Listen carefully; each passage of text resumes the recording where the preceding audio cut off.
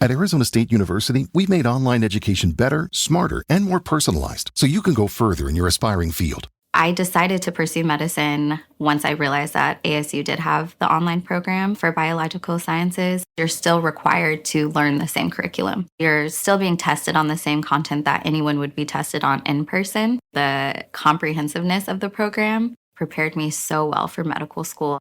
Explore over 350 plus programs at asuonline.asu.edu.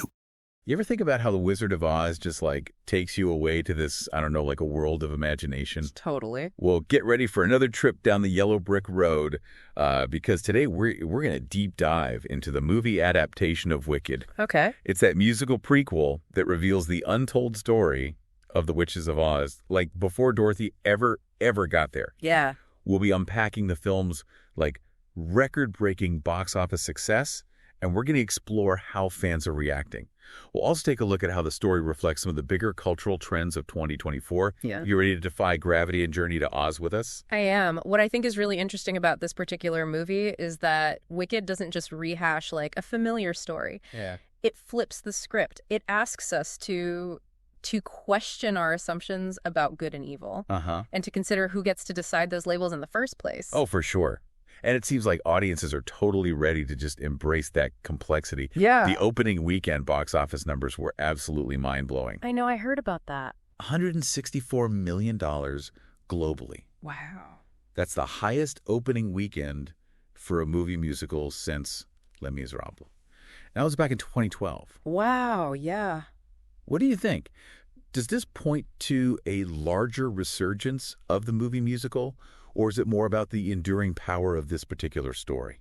I think it's probably a bit of both, right? There's a certain magic to musicals. Yeah. That draws us in. The combination of the music, the storytelling, and the spectacle creates a really immersive experience. Yeah. But Wicked also taps into something a lot deeper. It gives us this world that we think we know. Yeah. We're familiar with it, but then it shows us a whole new perspective on it. Yeah. Challenging us to reconsider what we believe to be true. And that challenge seems to be resonating with a lot of people, especially in 2024. Look at the broader trends this year. Amidst all the uncertainty and change in the world, it seems like people are craving comfort and escapism. Could Wicked's success be connected to that at all? What do you think? I mean, what better escape than a journey to a magical land where witches ride broomsticks and sing their hearts out? You're absolutely right. Escapism is definitely a factor here. But it's not just about escaping reality. It's also about finding meaning and connection within that escape. Yeah. Wicked offers this world that is both fantastical and deeply relatable. Okay. It deals with themes of friendship, self-discovery, and the courage to challenge norms. Right? Yeah. Things that we all grapple with, regardless of whether we're in Oz or in the real world. Right. It makes you think about your own circle of friends, those relationships that have shaped you. Have you ever had a friendship that challenged your perceptions or helped you see the world in a new way? That's what Elphaba and Glinda's relationship is all about, right? They start off as rivals, each representing opposing sides of a seemingly a black and white world. Right. But as their friendship deepens, the lines start to blur, and they begin to question everything they thought they knew. Exactly. And the way that their relationship unfolds on screen is simply captivating. I mean, Cynthia Erivo brings such raw intensity to Elphaba, capturing her struggle against prejudice and her determination to forge her own path. And Ariana Grande, she brings a surprising comedic flair to Glinda, reminding us that even the good witch has her own complexities and insecurities. It's a testament to both the actor's talent and the strength of the source material. And that complexity extends beyond the characters themselves. It seems like the way audiences are engaging with the film is also prompting some really, really interesting conversations. Some people are singing along, filming scenes, taking selfies. Basically, it's like they're treating the movie theater like their own personal stage. It makes me wonder if social media has blurred the lines between being a spectator and a participant. What do you think? Is it possible to be fully present in a shared experience like a movie while also feeling the need to document it for, the online world? That's such a fascinating question, and it's something that we're seeing play out across all sorts of cultural experiences, not just movies, right?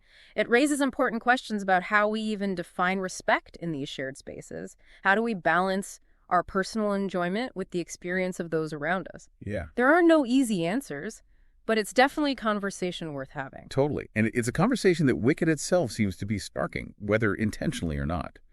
But before we go too far down that rabbit hole, let's get back to the sheer magnitude of this film's success.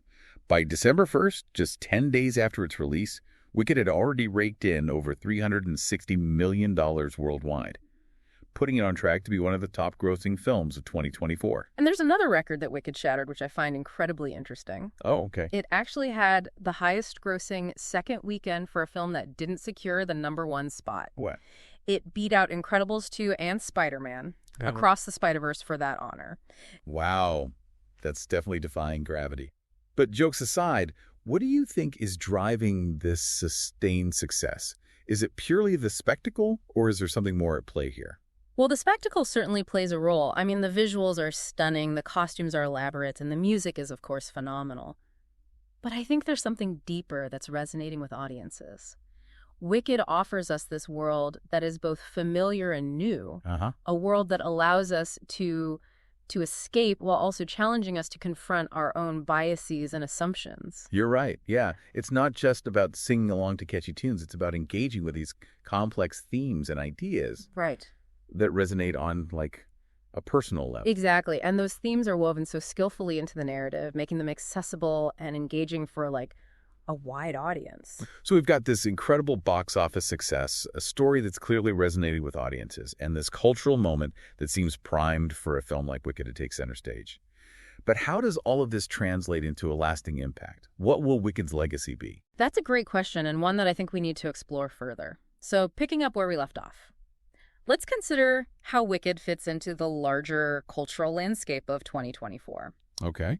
We've touched on how people seem to be craving escapism, but what's interesting to me is the kind of escapism that Wicked offers. It's not just about, like forgetting our troubles. Yeah. It's about exploring these, complex themes and emotions within, a fantastical setting. That makes me think about some of the other big fantasy films that have come out this year, right? Yeah. They all transport us to these different worlds, but Wicked seems to be doing something more. Like, it's not just about the spectacle. It's about the way the story, like, reflects our own anxieties and hopes and aspirations. Exactly. Take Elphaba's journey. She's born with green skin, an immediate outsider in a society that values conformity. Right. She's judged and feared simply for being different. That's a powerful metaphor for anyone who's ever felt marginalized or misunderstood. It's true. You can't help but root for her as she challenges the status quo, refusing to be defined by the labels that others try to impose on her. Yeah. And it makes you think about the labels we encounter in our own lives, right? Yeah. The boxes people try to put us in based on our appearance, our beliefs, our circumstances. And what's so brilliant about Wicked is that it doesn't offer these, like, easy answers. It doesn't tell us who's good and who's bad. Instead, it invites us to just question those categories altogether. Oh, okay. What does it even mean to be wicked, right? Is it simply about defying authority? Or is there a deeper, more nuanced understanding of those terms? Right. And it's not just about individual labels. The film also takes aim at larger systems of power that perpetuate these binaries of good and evil. Think about the wizard, this seemingly benevolent figure who turns out to be quite manipulative and power-hungry. Yes. He represents those who control the narrative. The ones who decide who gets to be seen as good and who gets to be demonized. It's a reminder that power can be used to distort the truth, to silence dissenting voices, and to maintain the status quo. It's a message that feels incredibly relevant today, especially when you consider how information is disseminated and how quickly narratives can spread online. Absolutely. Wicked reminds us to be critical thinkers, to question the stories we're told, to look beyond the surface. It encourages us to seek out multiple perspectives, to challenge assumptions, and to recognize that things are rarely as black and white as they seem. And it does all of this with heart, humor, and some truly unforgettable music. Speaking of the music, I have to say that the soundtrack is one of the things that really elevates this film. It's not just about catchy tunes. The music is deeply intertwined with the storytelling, amplifying the emotions, the themes, and the characters' journeys. Oh, absolutely. The music is integral to the experience. Take Defying Gravity, for example. It's not just a showstopper. It's a powerful anthem for anyone who's ever felt like an outsider, anyone who's ever dared to challenge expectations. It's a call to embrace your true self, even if it means going against the grain. It's interesting how that song has taken on a life of its own beyond the stage and screen, right? It's become a rallying cry for various social movements, a symbol of empowerment, and resistance. That speaks to the power of music to transcend cultural boundaries and connect with people on a visceral level. And in Wicked, the music does more than just entertain. It moves us, it challenges us, it inspires us.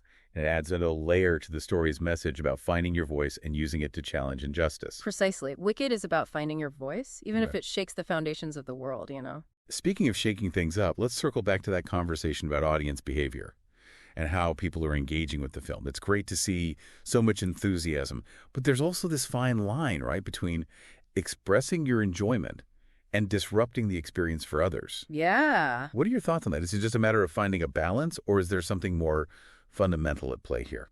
That's a tricky one. I think part of it is generational. You know, social media has become so ingrained in our lives that for some, like, the impulse to share and document every experience is almost automatic. It's like this constant need to prove that you were there, that you participated, that you're part of the cultural conversation. And I think that ties into this broader trend of fandom and how it's evolving. Being a fan isn't just about, you know, passively consuming something anymore. It's about actively engaging with it, creating content and connecting with other fans online. It's a way of expressing your identity and belonging to a community. Right. So in a way, these seemingly disruptive behaviors could actually be seen as a form of passionate engagement. Like, it's not necessarily about being disrespectful. It's about experiencing the film in a way that feels authentic to them, even if it clashes with, I don't know, like traditional notions of movie etiquette. Right. It's about challenging the boundaries of what it means to be an audience member, to blur the lines between spectator and participant. And who knows, maybe this is just the beginning of a larger shift in how we experience art and entertainment in the digital age.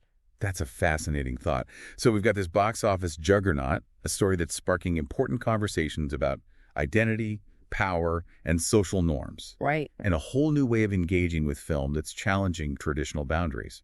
What's the one key takeaway you'd want our listener to walk away with from all of this? If I had to choose just one, I'd say it's this. Wicked reminds us that the stories we tell ourselves, the labels we embrace, and the systems we uphold have a profound impact on how we see the world and our place in it. Don't be afraid to question those stories, to challenge those labels, and to imagine a world where things could be different. Beautifully said. And that brings us to a crucial question I want to pose directly to you, dear listener.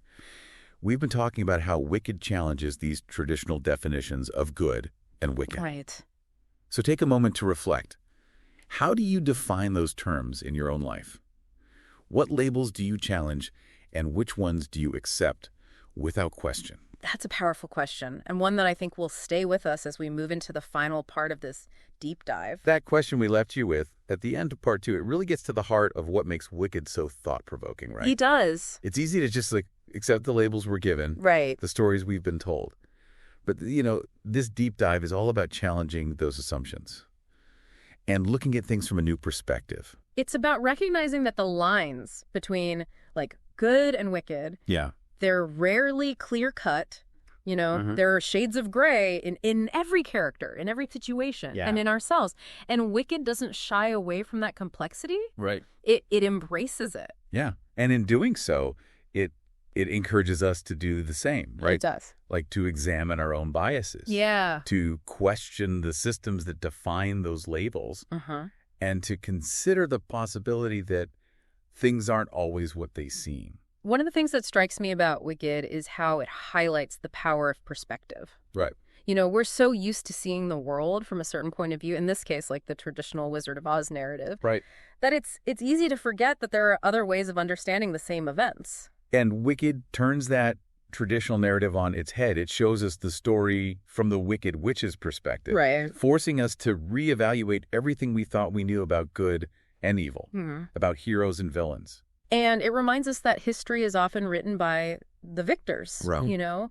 The stories we're told, the narratives we accept, often reflect the biases and agendas of those in power. Oh, wow. Makes you wonder how many other stories have been silenced, how many perspectives have been marginalized. It's like those moments in the film where Elphaba is trying to explain herself to make people see her side of the story, but she's constantly being misunderstood, misrepresented, and ultimately silenced. It's a powerful reminder that those in power often have the loudest voices, But that doesn't necessarily mean they have the truth. And it's a call to action for all of us. To be more critical of the information we consume, to seek out diverse perspectives, and to amplify the voices of those who are often marginalized or silenced. Right. It's about recognizing that there's always more to the story than what we're being told, and that it's our responsibility to dig deeper, to ask questions, and to challenge the status quo. Exactly. And that's what makes Wicked more than just like a fun escape. It's a story that stays with you long after the curtain falls, prompting you to reflect on your own beliefs, your own experiences, and your own role in shaping the world around you. And it does so with this, I don't know, like blend of humor, heart, and like spectacular visuals that make it a truly immersive experience. Yeah. I think that's one of the reasons this story continues to resonate with audiences year after year. Right. It speaks to something deep within us, right? This desire to understand ourselves and the world around us better. And it gives us hope that even in the face of these seemingly insurmountable challenges, we can find the courage to stand up for what we believe in, to challenge the status quo, and to create a more just and equitable world. Beautifully said. So as we wrap up this deep dive into Wicked, we want to leave you with a final thought. Something to just ponder as you go about your day. We've been talking a lot about labels. About how they can be limiting and how they can be challenged. But what about the labels we choose for ourselves? What stories do we tell ourselves about who we are and what we're capable of? That's a powerful question. Perhaps the most important label of all is the one that we give ourselves. And maybe, just maybe, Wicked reminds us that we have the power to rewrite that label, to redefine our own narratives and embrace the full complexity of who we are, good and wicked and everything in between.